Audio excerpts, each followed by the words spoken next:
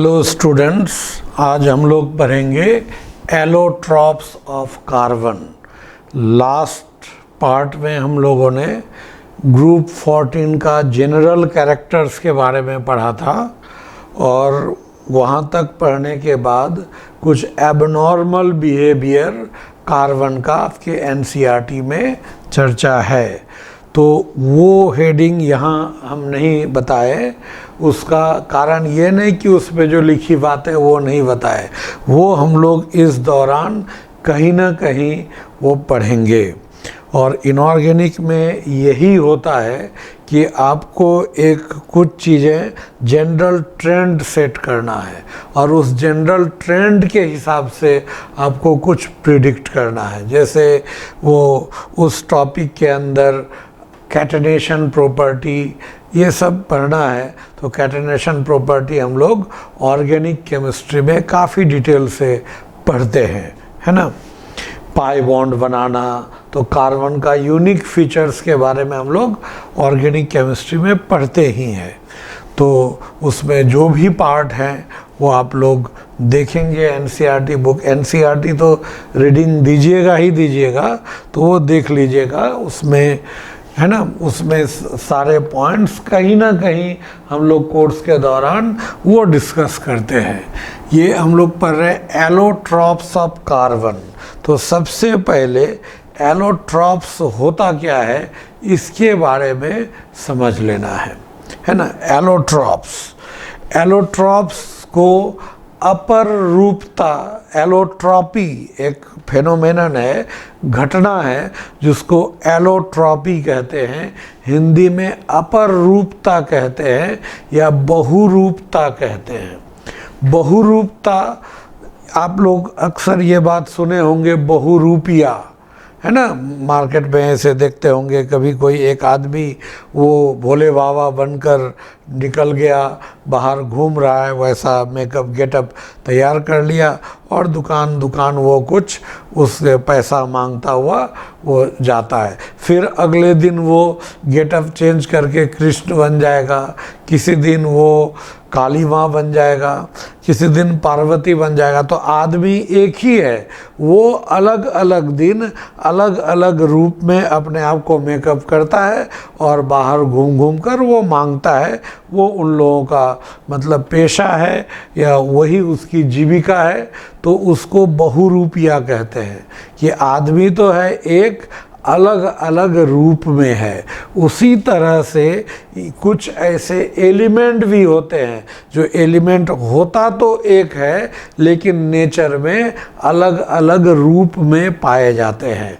तो इस घटना को एलोट्रॉपी या अपर रूपता या बहुरूपता कहते हैं, और जो अलग अलग फॉर्म है उसको अपर रूप या बहुरूप या एलोट्रॉप्स कहते हैं।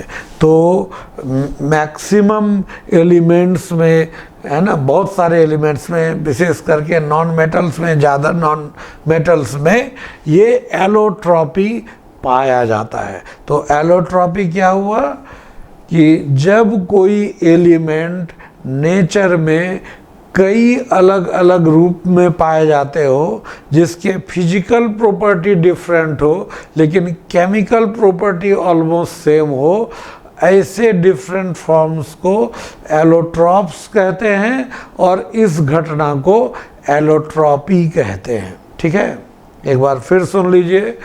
जब कोई एक एलिमेंट नेचर में कई अलग अलग फॉर्म में पाया जाता हो, जिसके फिजिकल प्रॉपर्टीज डिफरेंट हो लेकिन केमिकल प्रॉपर्टीज ऑलमोस्ट सेम हो, तो उन डिफरेंट फॉर्म्स को एलोट्रॉप्स कहते हैं और इस घटना को एलोट्रॉपी कहते हैं। और ये हम लोग यहाँ पर कार्बन का एलोट्रॉप्स पढ़ रहे हैं। कार्बन, आपसे पूछा जाएगा सबसे महंगा नॉन मेटल कौन है, तो carbon in the form of diamond. और सबसे सस्ता नॉन मेटल कौन है, तो भी carbon in the form of कोयला, है ना। तो इसका मतलब ये हुआ कि जब अलग अलग फॉर्म में तो उसके प्रॉपर्टीज़ में देखिए, प्राइस में कितना वेरिएशन आ जाता है। तो कार्बन के बहुत सारे एलोट्रॉप्स होते हैं, यानी कार्बन भी एक ऐसा एलिमेंट है जो नेचर में कई रूप में पाया जाता है। उसमें जो एलोट्रॉप्स कार्बन का है उसको दो पार्ट में बांटते हैं, क्रिस्टलाइन और एमॉर्फस। क्रिस्टलाइन और एमॉर्फस, इस शब्द का अर्थ तो आप लोग जानते होंगे, सॉलिड स्टेट में पढ़ लिए होंगे, क्रिस्टलाइन एंड एमॉर्फस।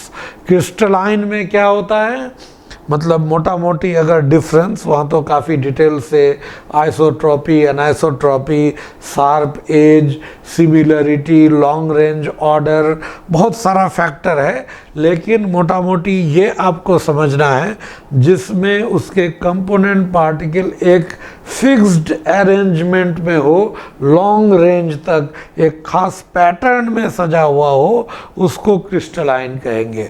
और जिसके कंपोनेंट पार्टिकल हैफेजर्ड, मतलब जैसे तैसे सजा हुआ हो, उसको एमॉर्फस कहते हैं।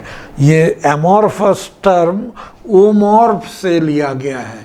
ओमॉर्फ, ओमॉर्फ का मतलब होता है शेपलेस, जिसका कोई फिक्स शेप नहीं है ना, ये शेपलेस। इसीलिए इसको हम लोग ये मतलब ओमॉर्फ से ही ये टर्म एमॉर्फस लिया गया है, ठीक है। तो इसमें कंपोनेंट पार्टिकल किसी फिक्स शेप में अरेंज नहीं होंगे। इसको अगर तोड़िएगा तो हर टुकड़ा एक टुकड़े से अपने किसी एक टुकड़े से डिफरेंट होगा, लेकिन यहाँ अगर तोड़िएगा लगभग हर टुकड़ा एक जैसा होगा, ठीक है। तो उसको क्रिस्टलाइन, ये एलोट्रॉप और एमॉर्फस एलोट्रॉप्स, दोनों तरह के एलोट्रॉप्स कार्बन के होते हैं। इसमें क्रिस्टलाइन में कौन कौन है, डायमंड, ग्रेफाइट एंड फुल्लरीन, है ना। Diamond, graphite and fullerene. Fullerene तो बाद में आया, पहले ये दोनों क्रिस्टलाइन फॉर्म में था। तो ये तीन क्रिस्टलाइन फॉर्म। एमॉर्फस में बहुत सारे होते हैं, है ना, Coke, charcoal, carbon black, gas carbon, है ना, बहुत सारे हैं, एनिमल चारकोल, वो बहुत सारे अलग अलग फॉर्म हैं, ठीक है। तो इसमें अब हम लोग को एक एक करके इसके बारे में पढ़ना होगा। अभी इसी बार एग्जाम में फुल्लरीन के बारे में पूछा है। एक्चुअली आजकल जो क्वेश्चंस आते हैं कि which one of the following statement is incorrect या which one of the following statement is correct, inorganic में विशेषकर इस तरह के सवाल आते हैं। अब वहाँ 4 स्टेटमेंट कहीं से उठा करके दे देगा, और मैक्सिमम वो जो लाइंस है वो आपको एनसीईआरटी से उठा करके ही देता है ना। वो मतलब जेईई मेंस और नीट में तो एनसीईआरटी का ही लाइन डायरेक्ट उठाता है। हाँ, अगर एडवांस के लिए है तो थोड़ा सा आगे वो जेडी ली के बारे में, थोड़ा जेडी ली बुक को पढ़ना पड़ता है, लेकिन वो सब भी हम यहाँ पर लगभग चीज़ हम सारे चीज़ बता देंगे आपको। इस पर फोकस कीजिए, है ना। अभी मैं ये बता रहा हूँ तो अभी मैं थियोरेटिकली मैं डिस्कस कर रहा हूँ। थियोरेटिकली डिस्कस करने के बाद मैं स्पेशली फिर बाद में रिवीजन के तौर पर इनऑर्गेनिक को फिर वो बताऊंगा, जिसमें सिर्फ क्वेश्चंस होंगे, है ना। उसमें इलेक्ट्रॉनिक बोर्ड होगा अलग टाइप से, जिसमें क्वेश्चंस पहले से लिखे रहेंगे और वो उसको डिस्कस किया जाएगा। काफ़ी तेज़ी से वो डिस्कस किया जाएगा, बहुत सारे क्वेश्चन डिस्कस होंगे और पॉसिबली वो लाइव होगा क्वेश्चन डिस्कशन, ठीक है। तो हम लोग यहाँ पर अब एक एक करके पढ़ते हैं। ये डायमंड, तो डायमंड जो क्या है, डायमंड ये हम लोग डायमंड के बारे में, ये purest form of carbon, carbon का सबसे शुद्धतम रूप होता है, ठीक है। ये नेचर में भी पाया जाता है and can be prepared artificially, ठीक है। ये प्रकृति में भी ऐसे पाया जाता है और इसको कृत्रिम रूप से बनाया भी जा सकता है, ठीक है। ये hardest naturally occurring substance, hardest nature, सबसे कठोर, नेचुरली अकरिंग, नेचर में जितने पाए जाते हैं मिनरल्स उसमें ये हार्डेस्ट है। हार्डनेस को कैसे मापा जाता है? कोई भी सब्सटेंस कितना हार्ड है, सॉफ्ट है, इसको कैसे मापते हैं? तो हार्डनेस को मापने के लिए एक ये मिनरलोजिस्ट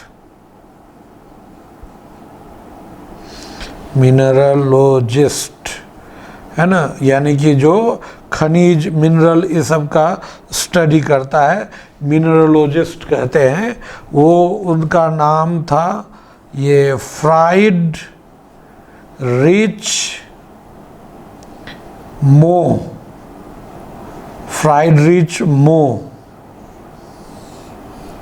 इन्होंने सबसे पहले एक स्केल बनाया हार्डनेस को नापने के लिए, ठीक है। हार्डनेस मापने के लिए एक स्केल बनाया जिस स्केल का नाम है मोज स्केल।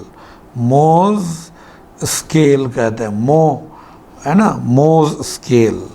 इस स्केल में उन्होंने लोएस्ट फिक्स्ड पॉइंट 1 रखा और हाईएस्ट 10 रखा, ठीक है। जो सॉफ्टेस्ट मटेरियल होगा उसका कितना मो होगा हार्डनेस? 1। जो हार्डेस्ट होगा उसका 10 मो। तो इसमें मोज स्केल में इसमें होता है क्या, जैसे हम लोग टैल्क पाउडर जो है ना, पॉन्ड्स ये सब जो अलग अलग पाउडर फेस में लगाते हैं, जो वो टैल्क पाउडर उसका 1 होता है ना। उसी तरह से ये जिप्सम पाउडर जो होता है इसका 2 होता है ना। उसके बाद हम लोग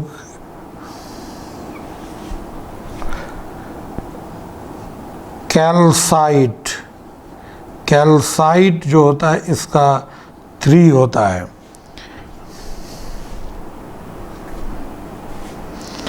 और कैल्साइट का 3, उसके बाद फ्लोराइट इसका होता है 4, फिर एपेटाइट का होता है 5,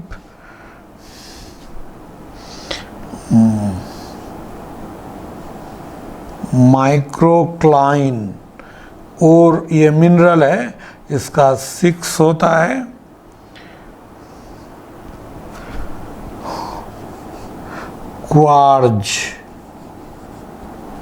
क्वार्ज का 7 होता है।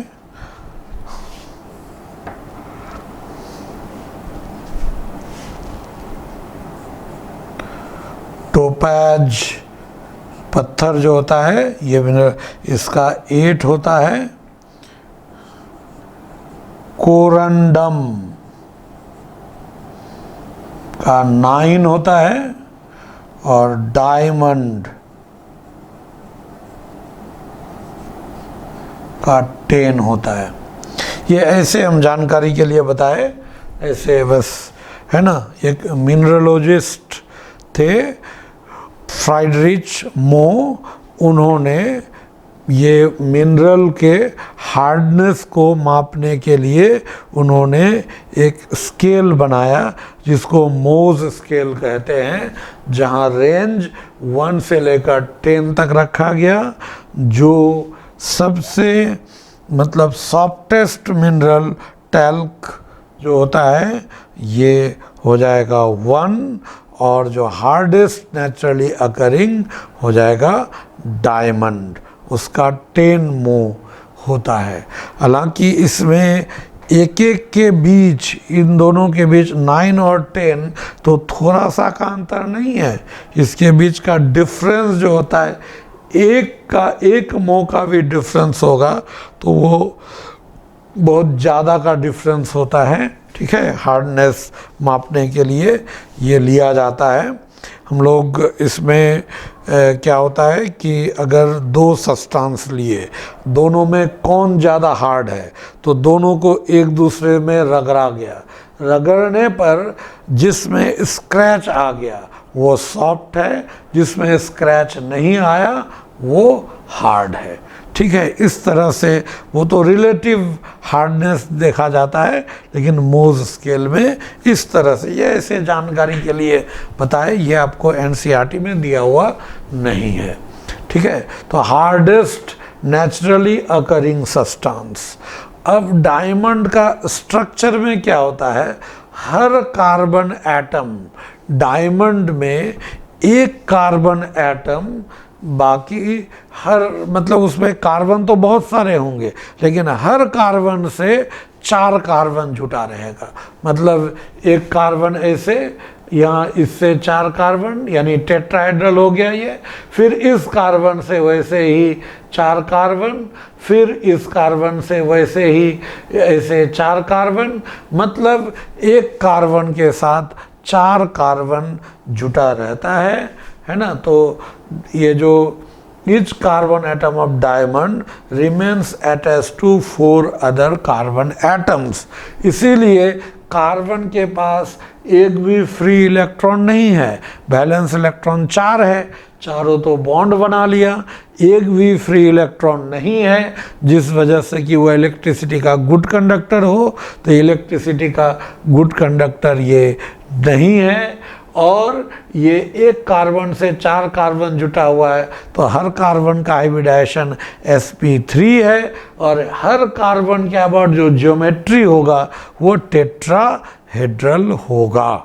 ठीक है, तो इसमें बताया कि एक कार्बन के साथ 4 कार्बन जुटा रहता है, इसलिए हर एक कार्बन क्या होगा, sp3 हाइब्रिडाइज्ड होगा, और हर कार्बन के अबाउट जो ज्योमेट्री होगा वो टेट्राहेड्रल होगा, है ना। इसमें क्या होता है, एक कार्बन, ये जो ग्रेफाइट में, सॉरी डायमंड में जो ये कार्बन कार्बन बॉन्ड है, सबका तो हाइब्रिडाइजेशन sp3 और sp3, तो और ये एक बॉन्ड है तो सिग्मा बॉन्ड, और सब ऐसे जुटा हुआ है, इससे और 4, उससे और 4, ऐसे जुटते हुए एक बड़ा नेटवर्क लाइक स्ट्रक्चर बनाता है। ये पढ़े होंगे, जैसे सॉलिड स्टेट में हम लोग जो क्रिस्टलाइन कंपाउंड लेते हैं, तो क्रिस्टलाइन सब्सटेंस को फिर हम लोग 4 टाइप में बांटते हैं। एक होता है आयोनिक क्रिस्टल, जिसमें क्रिस्टल ये जो होता है, इस तरह से मान लीजिए एक हम लोग सिंपल क्यूबिक सिस्टम अगर लेते हैं, तो क्यूबिक सिस्टम में ये सब जो पॉइंट होता है, ये लैटिस साइड्स या लैटिस पॉइंट्स कहते हैं। और ये जो पॉइंट्स है, अगर ये पॉइंट में आयन्स हो, if ions occupy this position, अगर आयन हो ये सब जगह पे तो आयोनिक क्रिस्टल कहेंगे। अगर ये सब जगह पे मॉलिक्यूल्स ऑक्यूपाई करे तो मॉलिक्यूलर क्रिस्टल कहेंगे। और अगर ये सब जगह पे एटम हो और एटम आपस में कोवलेंट बॉन्ड के द्वारा जुटे तो उसको हम लोग कोवलेंट क्रिस्टल या नेटवर्क सॉलिड कहते हैं। ये डायमंड उसी टाइप का है। और चौथा है एक मेटालिक सॉलिड, जो ये लैटिस पॉइंट पे मेटल्स होते हैं, मेटल कैटायंस होते हैं, और बीच में इलेक्ट्रॉन फ्री घूमता है और उसी इलेक्ट्रॉन के द्वारा कैटायन आपस में बंधा रहता है। तो क्रिस्टलाइन सॉलिड 4 तरह का है ना, ionic crystal, molecular crystal, covalent crystal and metallic crystal, है ना, ये 4 तरह का। फिर मॉलिक्यूलर लीजिएगा, वो फिर 3 तरह का होता है ना, उसके बारे में अलग से उसका मतलब सारे चीज़ वो सॉलिड स्टेट में डिटेल से पढ़ना होता है। तो यहाँ पर हम लोग ऐसे इसका जो लेंगे, यहाँ पर होगा क्या, ये तो ये सब पॉइंट पे अगर एटम हो, जैसे आयनिक क्रिस्टल में आयन होगा और ऑपोजिटली चार्ज आयन्स होंगे, अल्टरनेट में अरेंज होंगे, तो वहाँ फोर्स जो होगा इलेक्ट्रोस्टैटिक फोर्स ऑफ अट्रैक्शन होगा। और मॉलिक्यूलर क्रिस्टल में ये सब में मॉलिक्यूल होंगे और बीच में जो फोर्स होगा वो वान डेर वाल्स फोर्स होगा। और कोवेलेंट क्रिस्टल में ये सब में एटम होंगे और आपस में कोवेलेंट बॉन्ड द्वारा जुटा हुआ रहेगा। और मेटालिक क्रिस्टल में ये सब में मेटल कैटायंस होंगे और बीच में जो लूज इलेक्ट्रॉन्स होते हैं उस इलेक्ट्रॉन के द्वारा इलेक्ट्रोस्टैटिक फोर्स ही होगा वहाँ भी, उसके द्वारा वो बंधा रहेगा। ठीक है, तो इसीलिए यहाँ पर क्या आता है, जो मॉलिक्यूलर सॉलिड होता है या मॉलिक्यूलर क्रिस्टल, उसका मेल्टिंग पॉइंट बॉइलिंग पॉइंट सबसे कम होता है। तो ये जो कोवैलेंट नेटवर्क सॉलिड है, इस वजह से इसका जो मेल्टिंग पॉइंट हाई है। तो ये क्वेश्चन आपके एनसीईआरटी में भी दिया हुआ है। एनसीईआरटी में क्वेश्चन है, diamond is covalent yet it has high melting point, why? ये क्वेश्चन है। तो उसका क्या हम लोग आंसर लेंगे कि डायमंड जो 3 डायमेंशनल नेटवर्क है, ये नेटवर्क सॉलिड बनाएगा, कोवैलेंट क्रिस्टल होंगे जिसके बीच, जिसमें ये sp3 कार्बन के बीच स्ट्रॉन्ग सिग्मा बॉन्ड होता है और ये बहुत सारे बॉन्ड है आपस में जुड़ते हुए एक 3D नेटवर्क लाइक स्ट्रक्चर बनाता है, and that is why it has very high melting point. ठीक है, इसमें carbon carbon bond length single bond ही है, इसलिए ये जो एज यूजुअल 1.54 एंगस्ट्रॉम होगा। इसमें कार्बन के पास कोई भी फ्री इलेक्ट्रॉन नहीं है, इसलिए इलेक्ट्रिसिटी का बैड कंडक्टर है, लेकिन थर्मल कंडक्टिविटी होता है, यानी हीट को ये कंडक्ट कर सकता है। इसका रिफ्रैक्टिव इंडेक्स 2.5 होता है। रिफ्रैक्टिव इंडेक्स आप जानते होंगे, ये फिजिक्स का टर्म है ना। रिफ्रैक्टिव इंडेक्स हिंदी में अपवर्तनांक कहते हैं, है ना, म्यू, है ना, वो जो म्यू से इसको लिखा जाता है ना, साइन आई साइन आर जो लेते हैं। तो रिफ्रैक्टिव इंडेक्स जो होता है इसका 2.5 होता है, और रिफ्रैक्टिव इंडेक्स का हाई होना ये बताता है इसमें TIR हो सकता है, टोटल इंटरनल रिफ्लेक्शन। इस वजह से इसमें चमक काफ़ी ज़्यादा होता है। हीरा को इस तरह से तराशा जाता है, काटा जाता है कि उसमें जो लाइट पड़ेगा वो थोड़ा सा भी तिरछा होगा तो क्रिटिकल एंगल से ज़्यादा एंगल हो जाएगा, और उसके वजह से वहाँ पर टोटल इंटरनल रिफ्लेक्शन होगा, इस वजह से वो चमकेगा। तो ये ट्रांसपेरेंट होता है, यानी इससे लाइट रिफ्रैक्ट भी हो सकता है, लाइट का रिफ्लेक्शन भी हो सकता है। ये बॉन्ड काफ़ी मजबूत है, इसलिए केमिकली इनर्ट है। अगर डायमंड के रूप में, फॉर्मूला तो कार्बन ही होगा, तो कार्बन अगर डायमंड के रूप में है तो ऑक्सीजन के साथ 900 डिग्री सेल्सियस पे जाके रिएक्ट करता है, तब CO2 देगा। यही अगर कार्बन गैस, कार्बन कोल होगा, वहाँ उतना टेम्परेचर की ज़रूरत ही नहीं है। अगर डायमंड के रूप में है तो फ्लोरीन के साथ 700 डिग्री सेल्सियस पर रिएक्ट करके CF4 बनाता है। डायमंड का यूज ये तो अच्छी तरह जानते होंगे। डायमंड का यूज़ क्या, जेम्स एंड ज्वेलरीज, जो पत्थर, अंगूठी, ये सब में उसका ज्वेलरी, आभूषण बनाने में ये काफ़ी हार्ड होता है, इसलिए शीशा को काटने में इसका इस्तेमाल होता है। हार्ड मटेरियल को उसमें छेद करने या उसको पॉलिश करने के लिए इसका इस्तेमाल किया जाता है ना। जो डायमंड का एक ब्लैक फॉर्म, उसका भी अलग अलग फॉर्म है, तो डायमंड का जो ब्लैक फॉर्म होता है उसको हम लोग कार्बोनेडो कहते हैं। कार्बोनेडो का ही यूज़ शीशा ये सब काटने में होता है। तो this is all about diamond.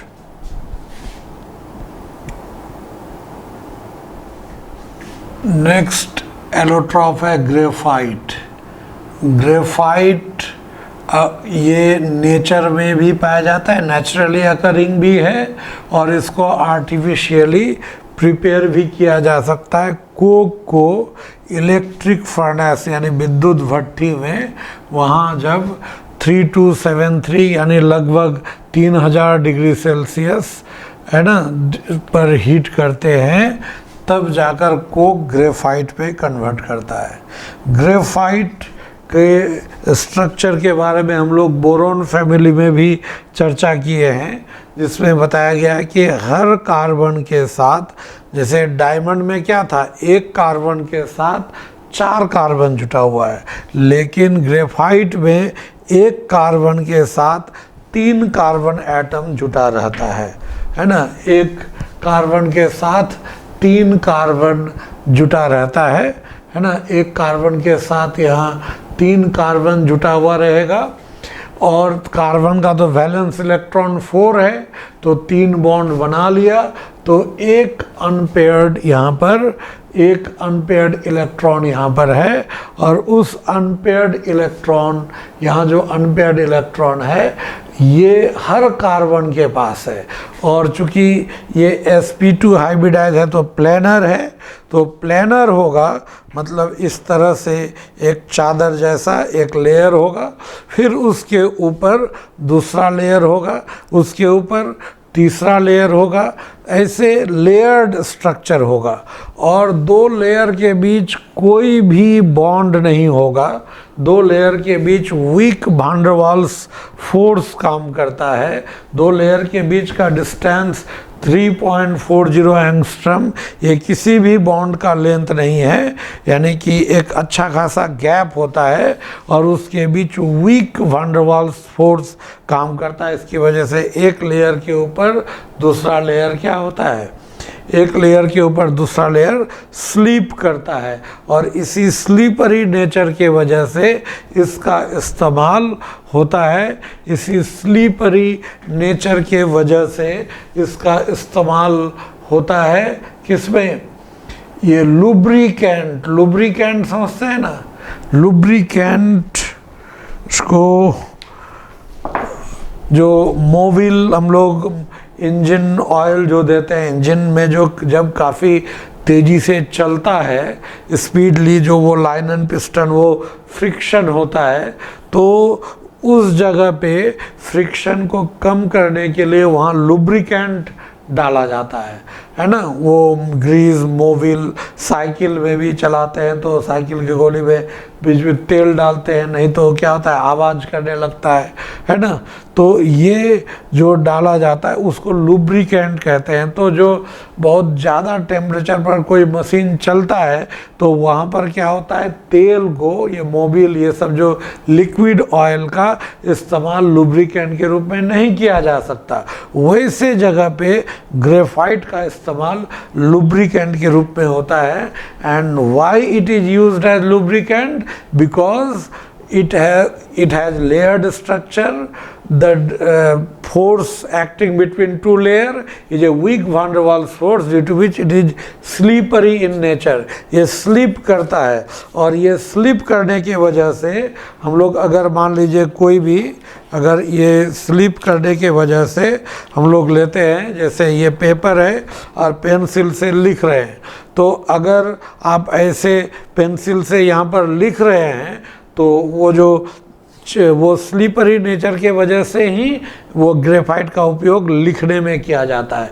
It leaves A black spot on white paper, so it is used for writing. और राइटिंग, इसको लिखने में क्यों यूज किया जाता है, क्योंकि इसका स्लीपरी नेचर है। देखिएगा जो बॉल पेन होता है, बॉल पेन में सामने उसका जो रिफिल के सामने जो होता है एक छोटा सा बॉल होता है, उसी वजह से वो स्लिप करता है और आप तेज़ी से लिख सकते हैं। कभी उस बॉल को निकाल कर देखिए, निकाल कर लिखने का प्रयास कीजिए, आप नहीं लिख पाइएगा, पेन स्लिप ही नहीं करेगा। तो slippery nature is must for writing, so graphite can also be used in writing, lead pencils जो होता है, ठीक है।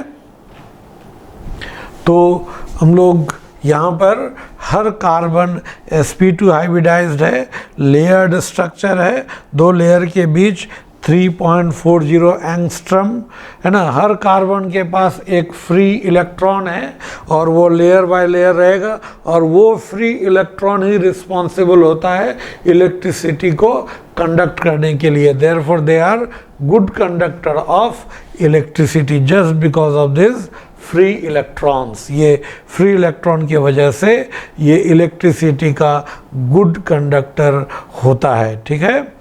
इसका जो बॉन्ड लेंथ 1.415 एंगस्ट्रम होता है बॉन्ड लेंथ, ये sp2 होने की वजह से बॉन्ड लेंथ थोड़ा कम हो गया। डायमंड में 1.54 होता है, ये sp2, तो लेंथ थोड़ा एटम का साइज छोटा, इसलिए बॉन्ड लेंथ यहाँ पर कम हो जाता है, ठीक है। इसमें क्या होता है, weak van der Waals force between two layers, और वीक फोर्स होने की वजह से ये सॉफ्ट होता है, और बताए थे दो लेयर एक दूसरे के ऊपर फिसल सकता है, ये स्लीपरी होता है, और इसी वजह से इसको लुब्रिकेंट के रूप में यूज करते हैं, या राइटिंग लिखने में यूज करते हैं। और लिखने में यूज करने के वजह से ग्रेफाइट को हम लोग ब्लैक लीड्स कहते हैं, ब्लैक लेड, या इसको प्लम्बैगो के भी कहते हैं, है ना। तो ये CC बॉन्ड लेंथ 1.415 एंगस्ट्रम, इसमें हर कार्बन एटम के पास एक फ्री इलेक्ट्रॉन की वजह से, और वो फ्री इलेक्ट्रॉन मोबाइल होता है, इस वजह से ये गुड कंडक्टर होता है हीट और इलेक्ट्रिसिटी का। जैसे डायमंड ट्रांसपेरेंट था, ये ओपैक होता है, लाइट इस पार से उस पार नहीं जा सकता। इसमें धातुई चमक होता है, इसका डेंसिटी 2.5 ग्राम पर cc होता है। इसका यूज किस में होता है, इसका यूजेज क्या क्या है, एक तो ये ग्रेफाइट कार्बन रिड्यूसिंग एजेंट के रूप में, ये जो कुछ इलेक्ट्रिक फर्नेस होते हैं उसके अंदर का जो लेयर है, एक्चुअली कार्बन जो ग्रेफाइट है रिफ्रैक्टरी मटेरियल है, बहुत ज़्यादा हीट का इस पर प्रभाव नहीं पड़ता, इसकी वजह से इलेक्ट्रिक फर्नेस में अंदर का स्तर बनाने में या इलेक्ट्रोड बनाने में, क्योंकि गुड कंडक्टर है तो इलेक्ट्रोलाइटिक सेल में इलेक्ट्रोड बनाने में भी इसका इस्तेमाल होता है। लेड पेंसिल्स जो लिखने में, मॉडरेटर, लुब्रिकेंट तो हम लोग जानते हैं, मॉडरेटर क्या होता है, मॉडरेटर ये न्यूक्लियर रिएक्टर से रिलेटेड एक टर्म है ना। रेडियो एक्टिविटी, ये अब तो केमिस्ट्री में हटा दिया गया है रेडियो एक्टिविटी, अब फिजिक्स में ही है, पहले केमिस्ट्री में भी था। उसमें क्या होता है कि एक न्यूट्रॉन जो होता है, स्लो मूविंग न्यूट्रॉन, एक यूरेनियम न्यूक्लियस से टकराएगा, और यूरेनियम न्यूक्लियस से टकराएगा, इससे दो छोटे छोटे न्यूक्लियस बनेंगे, ऐसे छोटे छोटे न्यूक्लियस बनेंगे, और फिर इससे 3 न्यूट्रॉन निकलेगा, है ना। ये न्यूट्रॉन निकलेगा, इसको हम लोग न्यूक्लियर फ्यूजन कहते हैं, टूटना होता है। फिर ये जाकर के 3 और न्यूक्लियस से टकराएगा, फिर ये न्यूट्रॉन जाकर के 3 न्यूक्लियस यूरेनियम न्यूक्लियस से टकराएगा, फिर वहाँ से हर एक से 2-2 और छोटा न्यूक्लियस बनेगा, और हर एक से 3-3 न्यूट्रॉन यानी 9 न्यूट्रॉन निकलेगा। फिर वो न्यूट्रॉन 9 से जाके टकराएगा, फिर 27 न्यूट्रॉन निकलेगा, ऐसे ये बढ़ता चला जाएगा। इसको चेन रिएक्शन कहते हैं, श्रृंखला रिएक्शन चेन में चलता चला जाता है। तो या न्यूट्रॉन को स्लो मूविंग होना चाहिए फॉर इफेक्टिवनेस, है ना। स्लो न्यूट्रॉन का प्रॉपर कैप्चर होता है और उससे वो न्यूक्लियर फ्यूजन होता है, तो स्लो मूविंग होना चाहिए। तो ये जो निकलेगा यहाँ बहुत ज़्यादा एनर्जी रिलीज होता है, क्योंकि इस यूरेनियम का मास और इन दोनों का मास और ये तीनों का मास को जोड़ेंगे तो उससे यूरेनियम का मास थोड़ा ज़्यादा होता है। वो जो मास का डिफरेंस है वो मास डिफेक्ट कहलाता है, और वही एनर्जी के रूप में निकलता है। E बराबर mc² से 1 AMU से लगभग 931.5 mega electron volt energy release होता है, ठीक है। तो बहुत ज़्यादा एनर्जी रिलीज होता है, और ये ऐसे टूटता चला जाएगा तो बहुत कम समय में बहुत ज़्यादा एनर्जी रिलीज होता है। And this is the basis of atom bomb.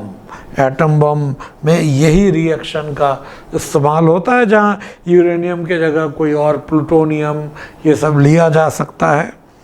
तो यहाँ पर ये जो निकलता है, ये जो न्यूट्रॉन होता है, इसके स्पीड को, यहाँ निकला, एनर्जी जो रिलीज हुआ वो एनर्जी पाकर इसका स्पीड बढ़ जाएगा, तो इसके स्पीड को कम करना होता है, उसके लिए मॉडरेटर का इस्तेमाल होता है, जिसमें हम लोग हेवी वाटर का भी इस्तेमाल मॉडरेटर के रूप में करते हैं, और ये ग्रेफाइट का भी इस्तेमाल मॉडरेटर के रूप में करते हैं, है ना। वो न्यूक्लियर रिएक्टर का वो पढ़िएगा, न्यूक्लियर रिएक्टर हमें लगता है कि 9-10 में भी थोड़ा बहुत इसके बारे में चर्चा है, और वो एनरिको फर्मी, है ना, उन्होंने इसके बारे में पहले बताया था, और फिर उसको तो यहाँ पर वो जो कंट्रोल्ड वे में करेंगे तो उससे बहुत ज़्यादा इलेक्ट्रिसिटी प्रोड्यूस हो सकता है, और अनकंट्रोल्ड होगा तो वह एटम बम एक्सप्लोजन का कंसेप्ट हो जाता है। तो इसमें 3 न्यूट्रॉन है, तो ये 3 और न्यूक्लियस को टकराएगा, तो इसको कंट्रोल करने के लिए ये न्यूट्रॉन को एब्जॉर्ब कर लिया जाता है। जैसे 3 में से 2 को एब्जॉर्ब कर लिए, 1 ही जाने दिए, तो कंट्रोल्ड में होगा। तो उसके लिए जो यूज किया जाता है वो कंट्रोलिंग रॉड्स होता है, जो बोरॉन या कैडमियम का रॉड्स यूज करते हैं एज कंट्रोलिंग रॉड्स, और इसकी स्पीड को कम करने के लिए यूज करते हैं मॉडरेटर। ठीक है, ये मॉडरेटर का इस्तेमाल किया जाता है, और यहाँ जो बहुत ज़्यादा हीट इवॉल्व होता है उसको, उससे उस हीट को एब्जॉर्ब कराकर वो दूसरे फॉर्मेट पे ले जाया जाता है। तो उस हीट को एब्जॉर्ब करने के लिए जो मटेरियल यूज करते हैं उसको कूलेंट कहा जाता है। ठीक है, तो ये मॉडरेटर के रूप में, और लुब्रिकेंट तो बता ही दिए हैं, तो ये हो जाएगा ग्रेफाइट का यूज़। ठीक है, ये ग्रेफाइट के बारे में हो गया। ग्रेफाइट के बारे में जो इसमें इम्पॉर्टेंट जो पॉइंट है, ये सॉफ्ट स्लिपरी क्यों होता है, लुब्रिकेंट के रूप में क्यों इस्तेमाल करते हैं, ये गुड कंडक्टर क्यों होता है ना, और इसमें कार्बन का हाइब्रिडेशन क्या होता है, ये कैसा, ये 3 डायमेंशनल है कि लेयर्ड है। बस ये सब कुछ बातें आपको याद रखनी होगी ग्रेफाइट से रिलेटेड। ठीक है, तो ये हो गया। अब हम लोग नेक्स्ट इसका जो क्रिस्टलाइन एलोट्रॉफ है, फुल्लरीन। नेक्स्ट क्रिस्टलाइन एलोट्रॉफ है कार्बन का फुल्लरीन्स। फुल्लरीन को डिस्कवर किया गया था R.E. Smell, R.F. Curl and H.W. क्रोटो। इसे ये नेम याद रखना ज़रूरी नहीं है। तो ये डिस्कवरी हुआ था 1985 में, और इसके लिए 1996 में इन लोगों को नोबेल प्राइज़ दिया गया था। इसका नाम जो रखा गया, एक आर्किटेक्ट थे, है ना, आर्किटेक्ट ये जो है वो R. बकमिंस्टर फुल्लर, ये उन्होंने जैसे एक बड़ा सा वो सॉसर बॉल टाइप एक स्ट्रक्चर वो बनाया हुआ है। आप ये फुल्लरीन इसका अगर खोजेंगे गूगल पे भी तो उसका डायग्राम आ जाएगा। तो उस तरह से उन्होंने इसको बनाया था, उस स्ट्रक्चर को, है ना, उस स्ट्रक्चर को ये R. बकमिंस्टर फुल्लर ने बनाया था। तो और ये लोगों ने जो खोजा था उसका शेप बिल्कुल उसी स्फेरिकल जो स्ट्रक्चर था उससे मिलता जुलता था, इसीलिए उसको बकमिंस्टर फुल्लरीन कहा गया। शॉर्ट में फुल्लरीन, या कंप्लीट उसका नाम बकमिंस्टर फुल्लरीन, या शॉर्ट में उसको बकी बॉल भी कहते हैं, है ना। तो ये कार्बन का एलोट्रॉप है। फुल्लरीन क्या होता है? Fullerenes are the carbon allotrope consisting of large spherical molecules of composition C2N।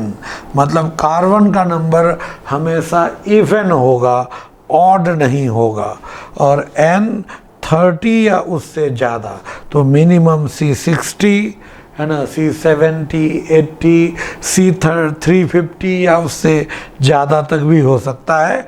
लेकिन ये कार्बन का नंबर ऑलवेज क्या होता है? इवन होता है। ठीक है। इसको बनाया कैसे जाता है?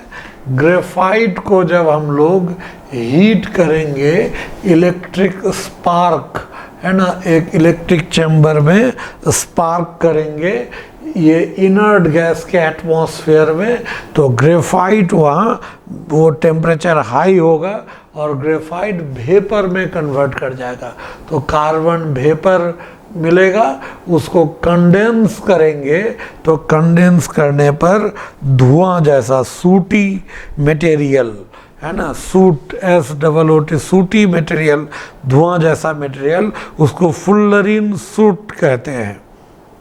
जैसे देखिएगा बर्फ़ को, बड़ा सा बर्फ़ का जो आइस स्लैब रखिएगा कहीं तो उससे धुआं निकलता है। ये तो बड़ा आश्चर्य की बात नहीं है कि बर्फ़ इतना ठंडा है उससे धुआं कैसे निकलेगा, वो तो ठंडा होता है। तो एक्चुअली वहाँ धुआं निकलता नहीं है। जो बर्फ़ है, बर्फ़ के चारों तरफ जो एयर है, एयर में तो मॉइस्चर है, वाटर वेपर तो है, लेकिन बर्फ़ वहाँ जो ठंडा है उसके वजह से उसके इर्द गिर्द का जो वाटर वेपर है वो कंडेंस होने लगता है, और कंडेंस होने पर लगता है वही कि उसके ऊपर वो धुआं बन रहा है। वो वही जो धुआं उस टाइप का निकलता है वो सूट कहलाता है। तो उसी तरह यहाँ पर ये फुल्लरीन सूट, उसको कंडेंस करेंगे तो फुल्लरीन सूट वो मिलेगा, जिसमें C60 होता है सबसे ज़्यादा क्वांटिटी में, C70 उससे कम क्वांटिटी में, उसके आगे और भी फुल्लरीन्स होंगे ट्रेसेस में जो 350 या उससे ज़्यादा कार्बन तक का भी हो सकता है। तो बहुत सारे फुल्लरीन्स बनेंगे। अब उसका क्रोमेटोग्राफिक एनालिसिस करके, यानी क्रोमेटोग्राफी एक सेपरेशन मेथड है, ऑर्गेनिक केमिस्ट्री में इसके बारे में पढ़ना है, तो क्रोमेटोग्राफी से उसको अलग किया जाता है, C60 C70 इसको अलग करते हैं। तो यही C60 जो होता है इसको हम लोग बकमिंस्टर फुल्लरीन कहते हैं। ठीक है। इसके आगे कुछ और कैरेक्टर्स है वो हम बता रहे हैं। ये प्योर फॉर्म ऑफ कार्बन होता है because they have smooth structure without having dangling bonds। जैसे डायमंड में हम लोग लिए थे, ऐसे है कार्बन यहाँ पर है, फिर इसका 4 बॉन्ड, तो ऐसे जो हम लोग लेते हैं यहाँ पर फिर कार्बन कार्बन ऐसे, तो कहीं ना सरफेस में तो बॉन्ड फ्री बच जाएगा ना, तो वो फ्री बॉन्ड डैंगलिंग बॉन्ड्स होता है। और ग्रेफाइट पे भी हम लोग ऐसे लिए थे, इस तरह से कार्बन हम लोग लिए, इस तरह से ऐसे कार्बन, और यहाँ पर अगर हम लोग ऐसे लेते हैं C, ये कार्बन, तो देखिए ये बॉन्ड जो फ्री बच जाता है इस तरह से, यहाँ पर ऐसे ये बॉन्ड, तो ये सब जो ये बॉन्ड्स फ्री बॉन्ड है, जिसकी वजह से सरफेस पर फ्री बॉन्ड के वजह से कोई भी अगल बगल दूसरा एलिमेंट होगा तो उसको अट्रैक्ट करके उसके ऊपर बॉन्ड बना लेगा, या वो ग्रुप आकर के जुट जाएगा, सट जाएगा, तो वो इम्प्योर हो जाएगा। लेकिन इसमें क्या होता है, बिल्कुल स्मूथ होता है, इसमें कोई उस तरह का फ्री बॉन्ड नहीं होता है। इस वजह से ये क्या होता है, ये प्योर फॉर्म, मतलब बाहर से कोई अट्रैक्ट करके अपने सरफेस पे नहीं बैठने देगा, इसलिए ये प्योर फॉर्म ऑफ कार्बन होता है। ठीक है। इसका स्ट्रक्चर अगर लेंगे, सॉसर बॉल मतलब फुटबॉल, फुटबॉल को देखिएगा, जो कन्वेंशनल काफ़ी पहले परंपरागत जो फुटबॉल है उसमें देखिएगा सफ़ेद और काला वो जो ये बना हुआ रहता है ना, वो इस तरह से, तो उसको देखिएगा वो गोल बनाने के लिए उसमें जो है रिंग्स जो होंगे सारे अगर 6 मेंबर लेंगे तो गोल नहीं होगा, सारे 5 मेंबर लेंगे तो वो गोल होगा नहीं। तो उसके शेप को, बॉल को गोल करने के लिए, है ना, इस तरह से अगर गोल करेंगे तो गोल करने के लिए उसमें रिंग्स होते हैं, 6 मेंबर्ड भी होते हैं और 5 मेंबर्ड रिंग भी होते हैं, है ना। तो ये फुटबॉल जैसा स्ट्रक्चर है इसलिए, और दिया था बकमिंस्टर ने, इसलिए शॉर्ट में इसको बकी बॉल कहते हैं। इसमें 26 मेंबर्ड यानी 6 मेंबर्ड रिंग होता है। 26 मेंबर्ड मतलब 26 नहीं, 6 membered ring, 26 membered rings and 12 5 membered ring. ये इस बार एग्जाम में आया हुआ है इसी बार कि ये ट्रू फॉल्स मतलब which of the following statement is incorrect, और इस तरह से क्वेश्चन था। तो ये करेक्ट स्टेटमेंट ये है कि इसमें 26 मेंबर्ड रिंग है और 12 5 मेंबर्ड रिंग्स होते हैं, है ना। और इसमें क्या होता है, जो 6 मेंबर्ड रिंग होगा उससे क्या रहेगा, 6 मेंबर्ड रिंग्स अगर लेंगे तो एक 6 मेंबर्ड रिंग से, यहाँ पर अगर 6 मेंबर्ड रिंग है ऐसे, तो इसमें यहाँ पर हो सकता है ये 5 मेंबर्ड रिंग, और इधर हो जाएगा 6 मेंबर्ड, फिर ये यहाँ पर ऐसे 5 मेंबर्ड, और यहाँ ये हो जाएगा 6 मेंबर्ड, फिर ये यहाँ पर ऐसे 5 मेंबर्ड, और यहाँ पर ये 6 मेंबर्ड।